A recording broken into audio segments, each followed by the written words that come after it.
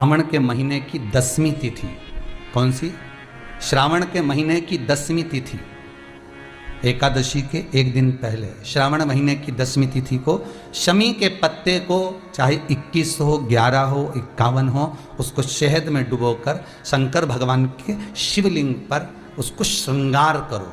केवल चढ़ाना नहीं है, जब शहद में डूब जाएगा तो वो चिपक जाएगा। शिव का श्रृंगार करो। क्या होगा इससे?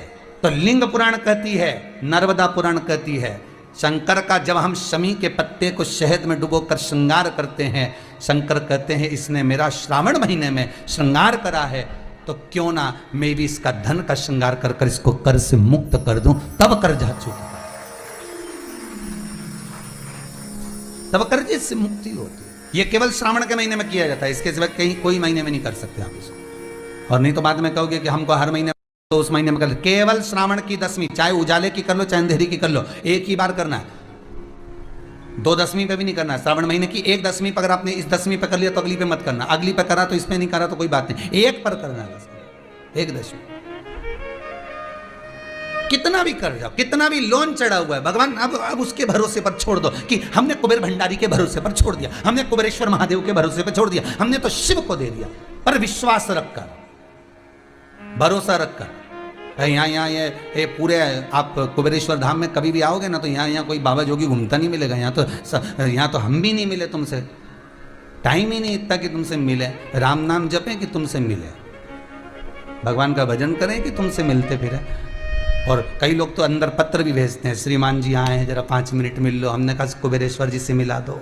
हमारे पास आए हैं क्या? मिलने तो कुबेर भंडारी से आए, हमसे मिलने आओ तो बात दूसरी। कुबेरेश्वर महादेव से मिलने आयो, अपना दुख, अपनी तकलीफ, अपना कष्ट, अपना रोग, अपनी बीमारी, अपनी बात हमसे मत कहो।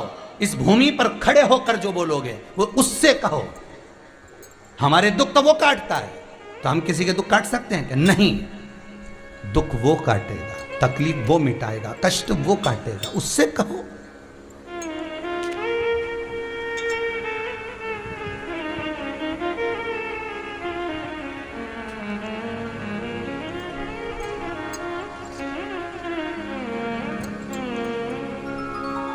उसके भीतर बात।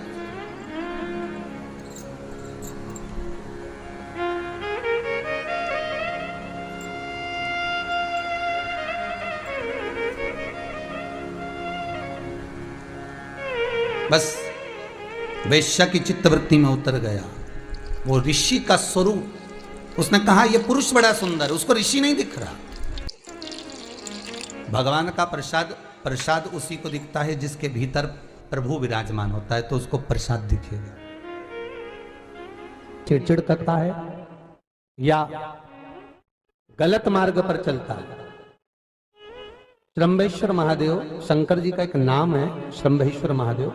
तो जब कोई व्यक्ति चिड़चिड़ करता है, क्रोध करता है, गुस्सा करता है, तो महाराज शंकर भगवान का श्रंभेश्वर महादेव का नाम लेकर 31 बेलपत्र, जिस व्यक्ति को क्रोध आता है उस व्यक्ति का स्मरण कर कर आखा चावल मतलब सेके चावल के साथ एक एक बेलपत्र 31 बेलपत्र कर कर शिव जी के शिवलिंग पर समर्पित करी जाती है, मात्र 10वीं की तिथि के लिए। केवल 10वीं, चाहे उजाला की हो चाहे अंधेरे की। कौन से महादेव का नाम लेना है? श्रंभेश्वर महादेव, शिव जी का एक। एक और चीज हमारा, छोटे छोटे बच्चे रहते हैं, कुछ कुछ बच्चों को माता जबरदस्ती के भोजन कराती है, खिलाती है, ठोकती, मारती, खिलाती है।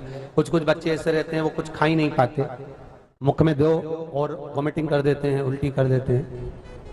ऐसे बच्चों के लिए, या जिस व्यक्ति को भोजन पचता नहीं हो और उदर में एसिडिटी रहती हो और जलन टाइप की होती हो, उसके लिए भी श्रंभेश्वर महादेव का स्मरण है।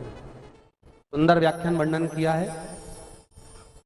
श्रंभेश्वर महादेव के ठीक सामने, अर्थात भगवान शंकर के किसी भी शिवलिंग के सामने एक तांबे के लोटे में जल रख लीजिए। तो जल के अंदर 3 बेलपत्र डाल दीजिए, एक पीपल का पत्ता डाल दीजिए। महाराज शमी के 11 पत्ते कलश को छुआकर शंकर भगवान के शिवलिंग पर श्रंभेश्वर महादेव के नाम से चढ़ा दीजिए। उस जल को उठाकर ले आइए। 1 रात्रि तक घर के अंदर रखना है। उस जल को श्रंबेश्वर महादेव का नाम लेकर, जिस व्यक्ति को एसिडिटी होती हो या उधर खराब रहता हो या भोजन नहीं पचता हो या पेट से जुड़ी हुई प्रॉब्लम हो या बच्चों को भोजन कराते हैं और वो वोमिटिंग कर देते हो, ऐसे बच्चे को या भोजन नहीं भा रहा हो ऐसे व्यक्ति को उस जल को सुबेरे दोपहर शाम 3 बार श्रंबेश्वर महादेव का नाम लेकर आचमन कराना प्रारंभ कर दो, पिलाना चालू कर दीजिए। 3 या 4 दिन पिलाओगे, अपने आप उदर में भी आनंद रहेगा, बच्चा भोजन करना भी प्रारंभ